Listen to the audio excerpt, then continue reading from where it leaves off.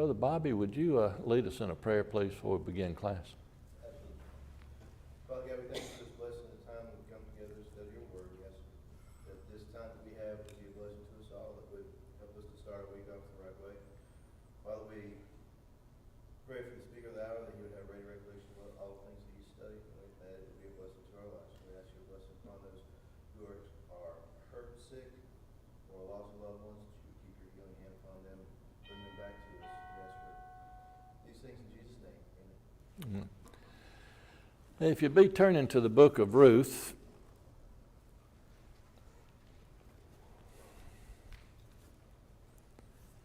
we still have, in addition to today, we still have about 4 weeks in the first quarter. Hadn't had any takers or volunteers yet on teaching this class. That offer stands if anyone wants to teach one of the remaining classes in this quarter, or 2 or 3 of them, just let me know. Okay. Last week we went through, started with the book of Ruth, chapter 1, went through about verse 13 or so on chapter 2, dealt with Ruth, Naomi, and all, and how they'd come back from Moab. Is vinegar really what is meant here, what we think of as vinegar today? When I think of vinegar, I think of pickled juice and stuff like that. But they had something different that was a cooler version of a dip that would even cool their fingers, and some literature I've read said that when they dipped, they didn't just dip the bread in and eat the bread, but they went in and cooled their whole hand, because they're out there working in the fields and hot and sweaty. Now, I personally don't think I would want to dip my hand in after somebody else had dipped their hand in, all hot and sweaty, but that's...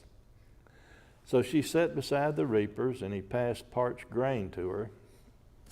Grain was just one of the staple foods that they ate. And she ate and was satisfied and kept some back. I find this a most interesting comment, that last part. She kept some back. What does that mean? We find out later that she took it to Naomi, but what does it mean that she would keep it back? Because some commentaries say that, well, after she reached her fill, there was some left over, and so she took Naomi the leftovers. But to me, the way this sentence is structured, and the way that she took care of Naomi, and all the great things that were said about her, is that she purposefully put some aside as she was eating, so she could make sure that Naomi was taken care of. I personally believe that's the way that this sentence is structured and what it means. And when she rose up to glean, Boaz commanded his young men, saying, "Let her glean even among the sheaves, and do not reproach her, and let grain from the bundle fall purposely for her. Leave it that she may glean, and do not rebuke her." What was the customary way that people would glean the field?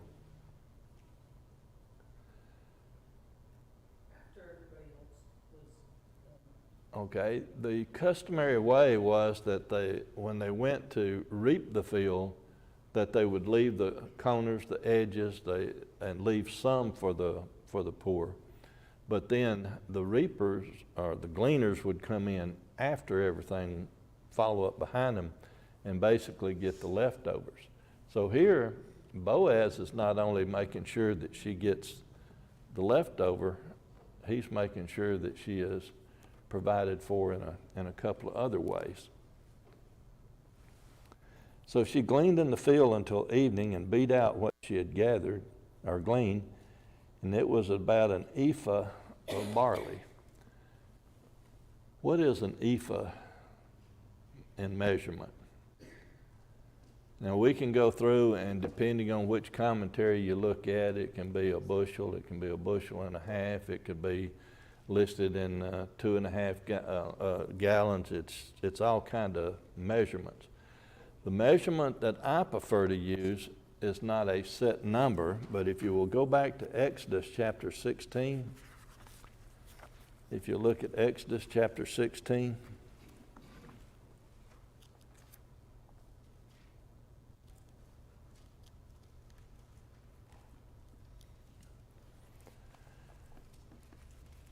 Exodus chapter 16 and verse 16 says, "This is the thing which the Lord has commanded. Let every man gather it according to each one's need.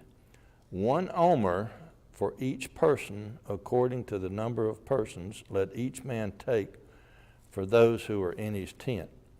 So an omer would be a daily provision of the food. What's an omer? Look down now to verse 36, same chapter, Exodus 16 and verse 36.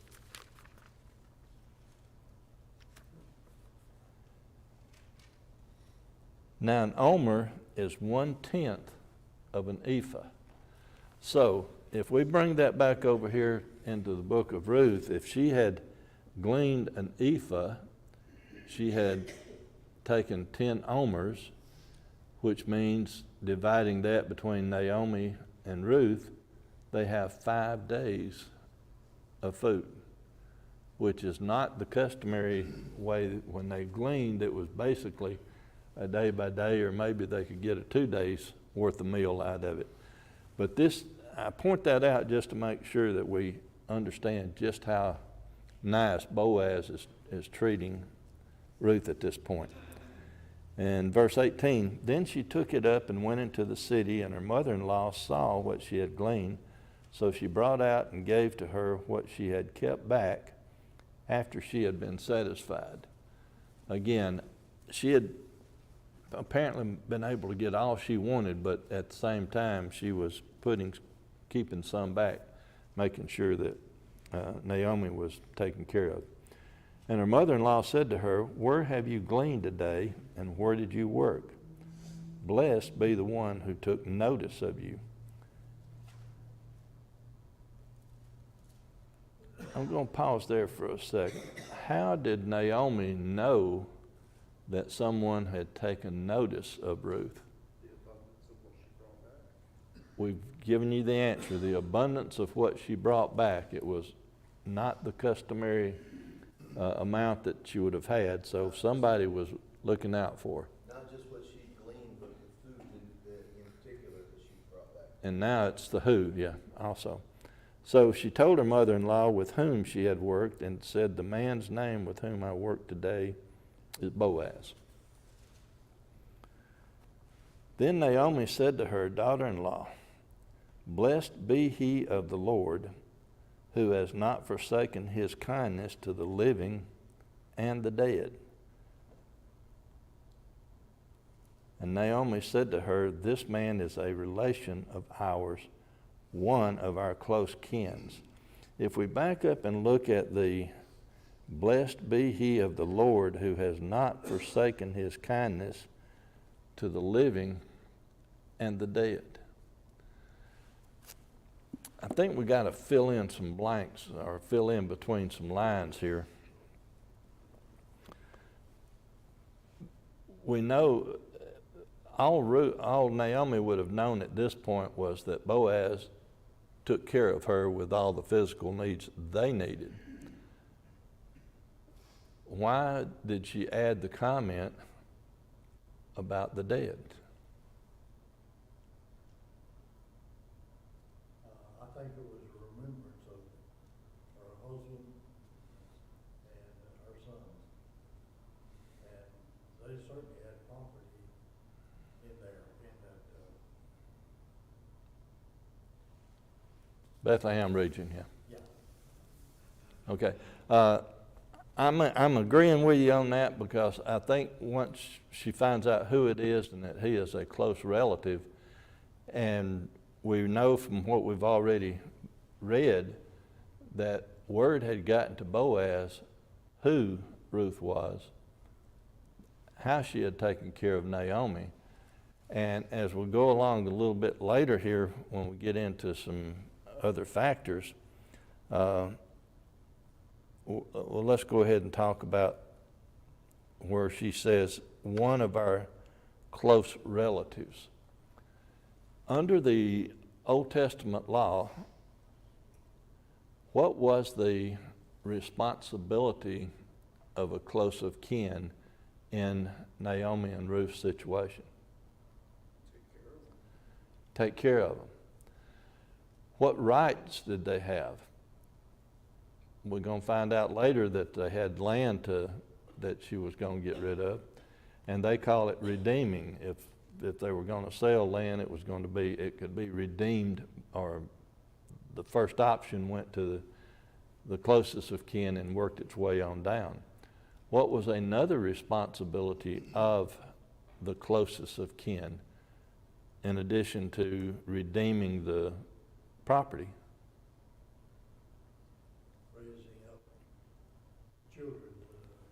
Raising up children for the deceased family member's name. One other. The closest of kin had the responsibilities of the closest of kin. And in Ruth, verse 21, Ruth the Moabitess, he also said to me, you shall stay close to my young men until they have finished all my harvest. And we discussed this last week about how he did that and had given them instructions not to bother her. Don't reproach her, and hands off. She's under my protection at this point. And Naomi said to Ruth, her daughter-in-law, it is good, my daughter, that you go out with his young women, and that people do not meet you in any other field. So she's trying to steer her into her family's under Boaz. So she stayed close by the young women of Boaz to glean until the end of barley harvest and wheat harvest.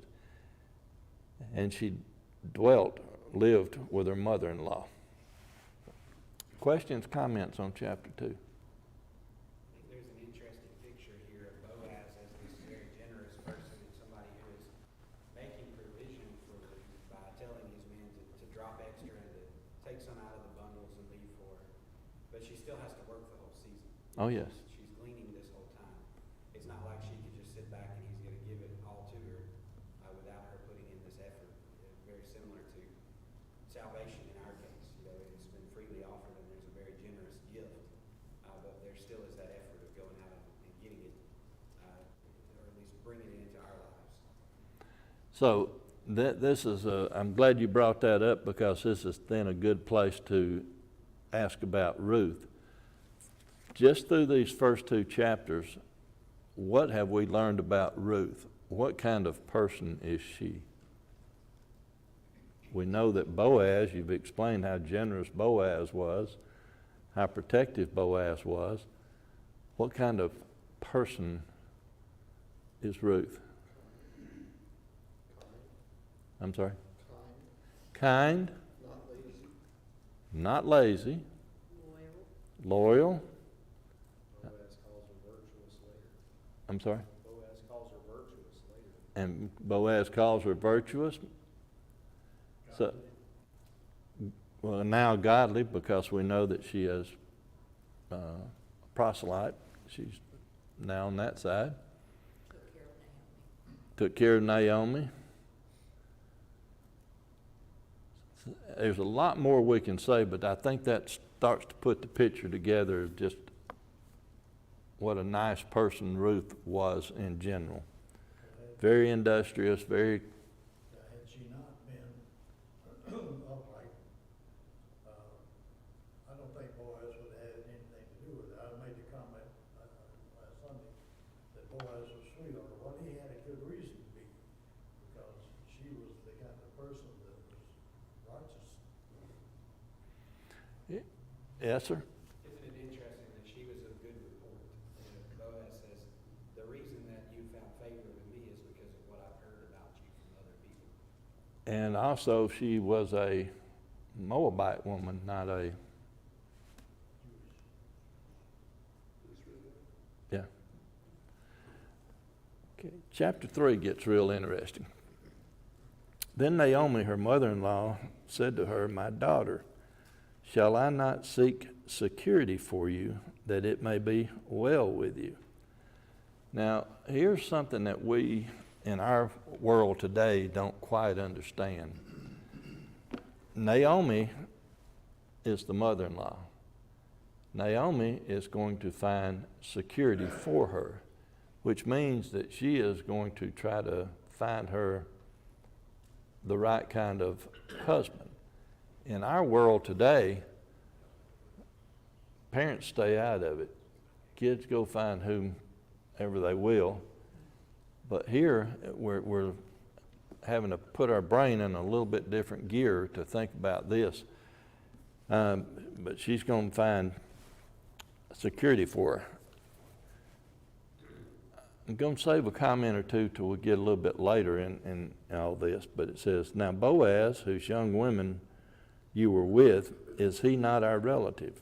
Well, she just told her he was. "In fact, he is winnowing barley tonight at the threshing floor." A little bit of history: as they reap the fields during the day, in that part of the world, the winds come up at night. Here in America, most of the times, wind do what we call bed down. It lays down at night. There, next to the water, it increased at night, which was the better time for them then to winnow or pitch it up and let the wind take the bad stuff and the good stuff fall down. Yeah, to make sure we understand what that means is, you take the grain and the chaff, and you throw it up in the air, and the seed will fall back down. The chaff will blow away. Right. The heavy stuff, the good stuff comes back down. Therefore, wash yourself, anoint yourself, put on your best garment, and go down to the threshing floor. But do not make yourself known to the man until he has finished eating and drinking. So she's sending him in to Boaz. Then it shall be when he lies down that you shall notice the place where he lies, and you shall go in, uncover his feet, and lie down, and he will tell you what you should do. In the Targum, it adds a comment in there that she is to seek his counsel, meaning she's to ask him what to do. But here, why would she instruct her to go be at his feet? Submissive. Pardon? Submissive. Submissive. Submissive? That's a fair way to put it, because in that culture, that's the way they did things. It was some commentaries or some literature even says that when the women got in bed with the men, they would get down and crawl from the foot up under the covers. But here she's going to be at his feet. And she said to her, "All you say to me, I will do." Again, this shows Ruth's characteristics: kind, obedient, trusting. So she went down to the threshing floor and did according to all that her mother-in-law instructed. And after Boaz had eaten and drunk and his heart was cheerful, he went to lie down at the end of the heap of grain. And she came softly, uncovered his feet, and lay down. Why would he even spend the night at the threshing floor? So we start again in the morning. Part of it. I'm sorry? Protect the grain. What would you be protecting the grain from? More likely vermin, varmints, critters. There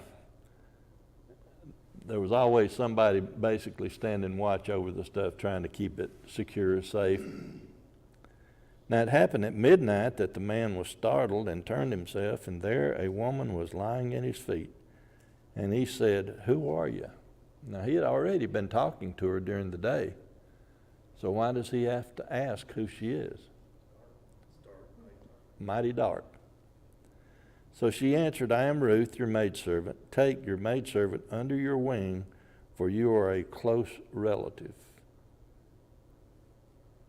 So she basically is asking him to continue to protect her, and also this could carry the thought that since she said, take me under your wing, that would be under your protective wing, and do your duty that we've just covered about redeeming and securing.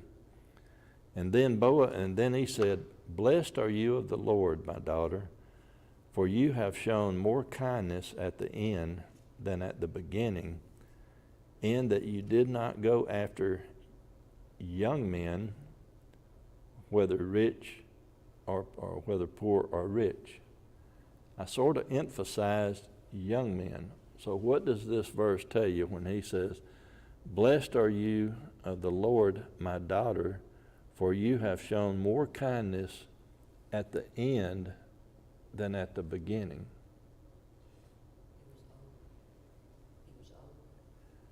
He was older than she, apparently. She didn't go after the young men or the rich men or the poor men. She wasn't looking for that. She was being kind to him, and the end versus the beginning means that to start with, she was kind to her mother-in-law, and now she's being kind to this older man. I'll go ahead and do that. He was an honorable man because he was not going to go outside the law. He was going to, there's one that's a closer relative. But if he does not want to perform the duty for you, then I will perform the duty for you. As the Lord livest, lie down until morning. So she lay at his feet until morning, and she arose before one could recognize another. Then he said, do not let it be known that the woman came into the threshing floor. And he said, bring the shawl that is on you and hold it. Now the King James Version, instead of shawl, uses the word veil. But what we think of as a veil today is the covering that goes over the face. And as we learn later on, that veil wouldn't have been big enough. So it's meaning a shawl or a shoulder covering. And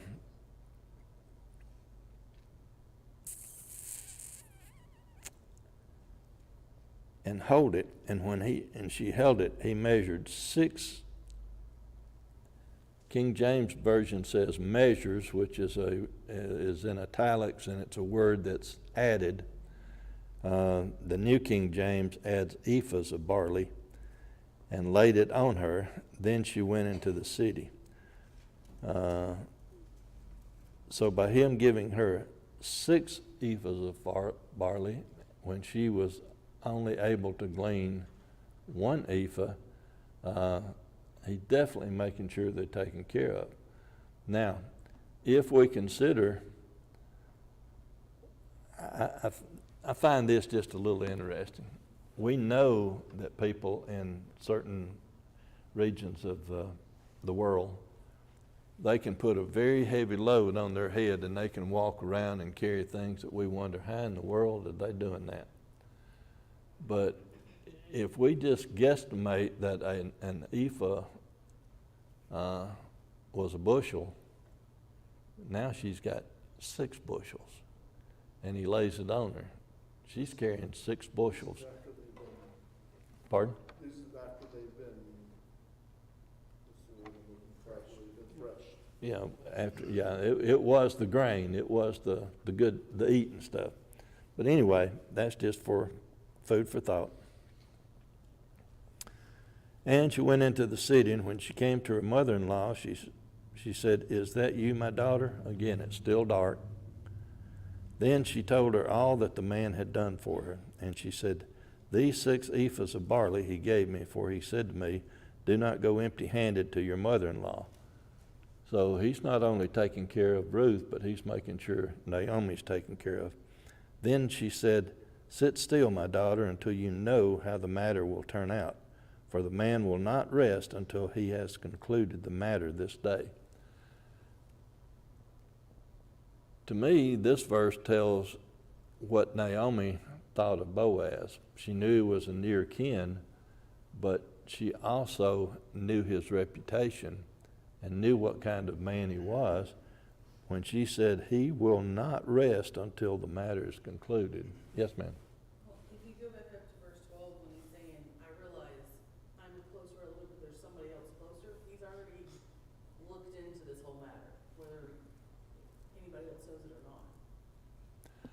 Well, and Ruth knew that that closer relative was there, but she also knew that that closer relative was probably not gonna, as we see, later, that he was not able or willing or whatever the word is to uphold that responsibility, so she went to the one that she was, Ruth knew or Naomi knew? I'm sorry, Naomi. Naomi, okay. That's what I thought you meant, but, okay. Also, you have to still remember that she is a Moabite. Right. She's not Jewish at this point.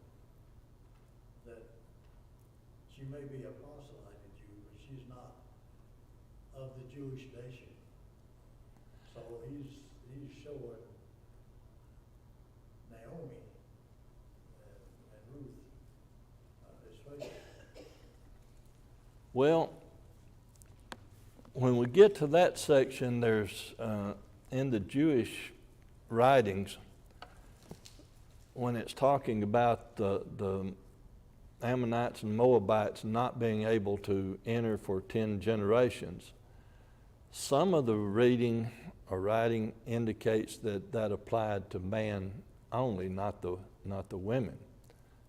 Oh, and it definitely didn't involve the proselytes. And she is not only a proselyte, but she had been already married to a Jew. So we got to take that into account. But whichever way we look at it, we know that if necessary, the rules were waived in this case because he's going to take care of things. Any other questions, comments about chapter 3? So when she left in the middle of the night from the threshing floor, carrying the 6 ephahs of barley, that could have turned out poorly for her in the sense that people, I mean, he's already saying, don't anybody know that a woman came. If somebody had seen her and not either known what kind of virtuous woman she was and assumed she was good, or, No. saw her and thought that she was stealing, that could have turned out different. Could have been different. Why does it say she uncovered his feet? Do we know why? Well, the custom was to lay down at the feet, being basically in that submissive. That would have made me mad. She uncovered them so she could lay down by him and then cover herself back up. So she was keeping his feet warm at night. And she's just obedient, that's what Naomi told her to do. Well, that's true. So she was a hot water bag, is that? Let's not get off the road that far. You do wonder, though, if Ruth understood this custom. Yes, she had been around people who were Jews. Her husband was a Jew, her mother-in-law, but they all lived in her land at the time. And so I wonder if this custom was something she understood, or if she just kind of had to take it on blind faith and do what Naomi said. I think, personally, she was still in her learning phase, didn't know all the rules, regulations, but because she had said whatever, verse 5, all that you say to me, I will do. And Naomi had told her to do that, so she was following her instructions. Chapter 4, Boaz went up to the gate, sat down, and behold, the close relative of whom Boaz had spoken came by. Notice he's never named. So Boaz said, come aside, friend, sit down here. So he came aside and sat down. And he took 10 men of the elders of the city and sat down, said, sit down here. So they sat down. Why 10? Witnesses. Witnesses, but why 10? Is that according to the law? How many you need? I'm sorry? Is that according to the law for witnesses? Well, I think you can infer that because how many men did it take to set up a synagogue? Took 10. So this could have been that it was what we would today call a quorum for a court, but he took these 10 to basically be witnesses. Verse 3, then he said to the close relative, Naomi, who has come back from the country of Moab, sold the piece of land which belonged to our brother Elimelech, and I thought to inform you, saying, buy it back in the presence of the inhabitants and my people. If you will redeem it, redeem it. But if you will not redeem it, then tell me, that I may know, for there is no one but you to redeem it, and I am next after you. So because of Naomi's position, they had run out of everything. She had sold the land. Now somebody can redeem, a relative can redeem the land. And Boaz let him know that he was first in line and he was second in line. And the guy immediately said, I will redeem it. That was one. He wants the land, right? Then Boaz said, on the day you buy the field from the hand of Naomi, you must also buy it from Ruth the Moabitess, the wife of the dead, to perpetuate the name of the dead through his inheritance. And that gets what we in the South call, that's getting down to the nub of it. You want the land, you take the woman. But he's also got to buy both properties, Well, just one. it was, I think it was the same piece of property. It was in Naomi's estate, but if part of it belonged to Mahlon, then it reverted to Ruth. So there's that legal connection there. I don't know what yours reads, but the ESV says you also acquire Ruth the Moabite. I know that there's some different textual Yeah. pieces there as far as whether buying it from Ruth or buying Ruth, and not that she's a piece of property by any means, but she comes with the deal is the straight, that's what it means here. I know that he says later he has also bought Ruth to be his wife. Yeah. Again, that she's part of the redemption process that can't be ignored. Right. Ruth goes with the property. Acquire would be a better word there. Then Boaz said, you take her to perpetuate the name. Chapter 25.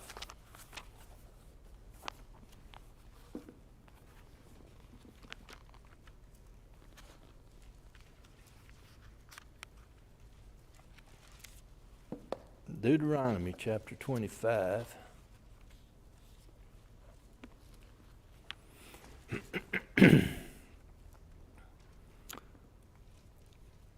Starting with verse 7. But if the man does not want to take his brother's wife, then let his brother's wife go up to the gate to the elders and say, my husband's brother refuses to raise up a name to his brother in Israel. He will not perform the duty of my husband's brother. Then the elders of this city shall call him and speak to him. But if he stands firm and says, I do not want to take her, then his brother's wife shall come to him, and in the presence of the elders, remove his sandal from his foot, spit in his face, and answer and say, so shall it be done to the man who will not build up his brother's house.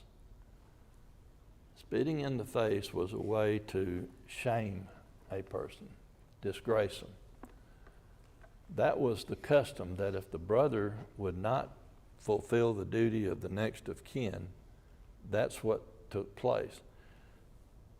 What's interesting here is that Ruth never had to go to the gate. All of this was done basically in proxy. Why do you think that the closest of kin was not shamed, that they just took the sandal off and exchanged it as a seal to the contract? It's not that he would not, he could not. That would make a difference. Also, he wasn't a brother. He was just nearer of kin than Boaz. And you have to also remember that quite a bit of time has passed from the book of Deuteronomy till we get to here.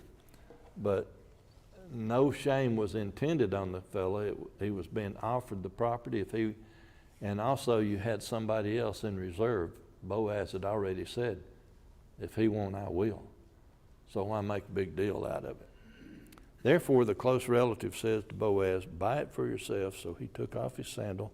Boaz said to the elders and all the people, you are witnesses this day that I have bought all that was Elimelech's and all that was Chilion's and Mahlon's from the hand of Naomi. Moreover, Ruth the Moabitess, the widow of Mahlon, I have acquired as my wife to perpetuate the name of the dead through his inheritance. He's fulfilling his obligation as next of kin and will be raising family in the name of Mahlon.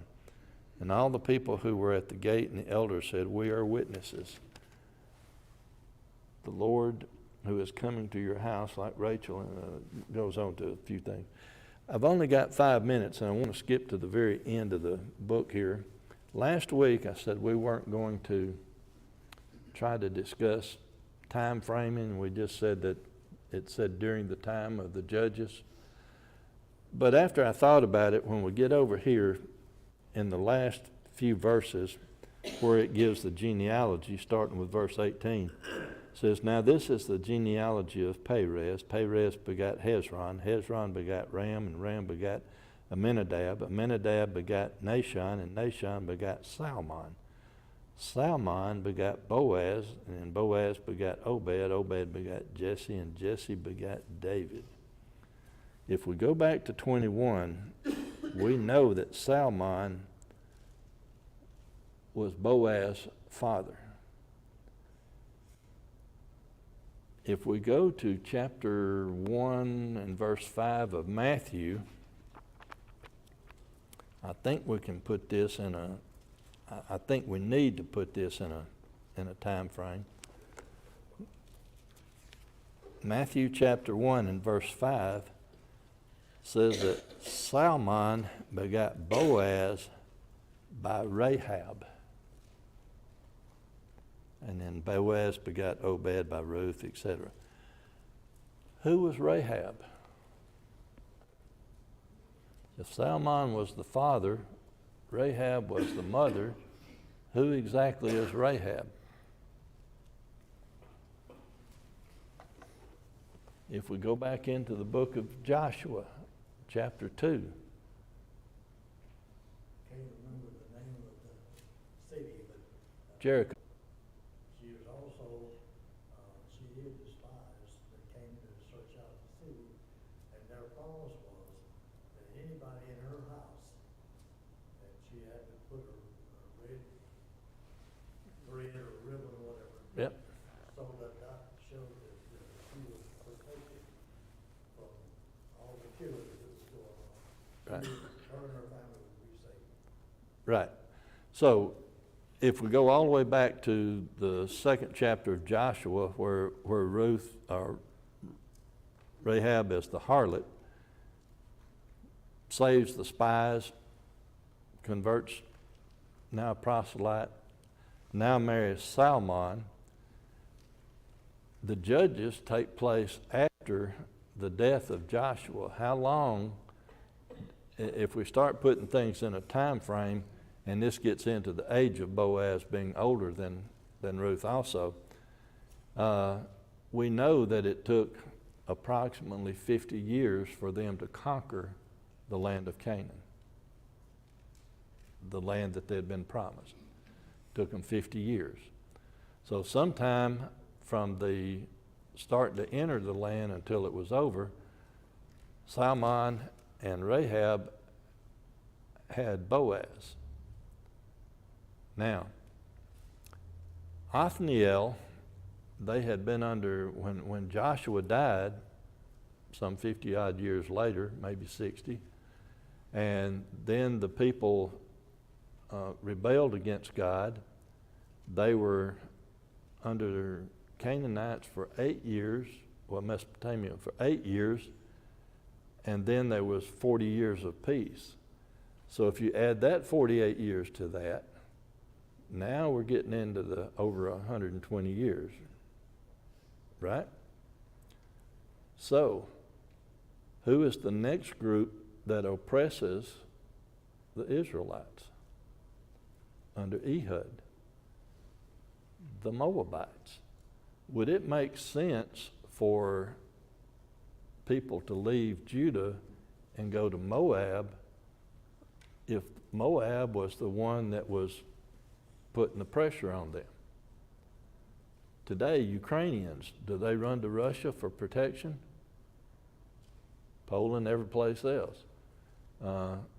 Poland, during World War II, did they run to Germany for protection? They was trying to get every place else. So, and then we know that under Ehud, there was 18 years that Moab worked on them, and then 80 years of peace after that. So putting all that together shows me at least that Boaz was probably 20 to 30 years older than Ruth, and also that this all took place during the reign or during the time period of Othniel the first, because Boaz, even if he was born on the last days there, Boaz is not going to be marrying when he's over 100 years old and taking care of things. So that's, to me, puts a squeeze on it, and that it's more than likely, most likely, probably, whatever word you want to use in there, during the period of Othniel, the first judge, and that Boaz was what we would today call considerably older, 20, 30 years older than Ruth, which goes back to his comment about you didn't go after the young men, you're kind to the older men also. Questions, comments then on anything on the book of Ruth? But he was young enough to have a child. He was young enough to have a child. And I like the lineage at the end of the chapter. Just sort of ties it together, don't it? Which would make David the great grandson of Ruth. Thank y'all so much. I heard the bell ring.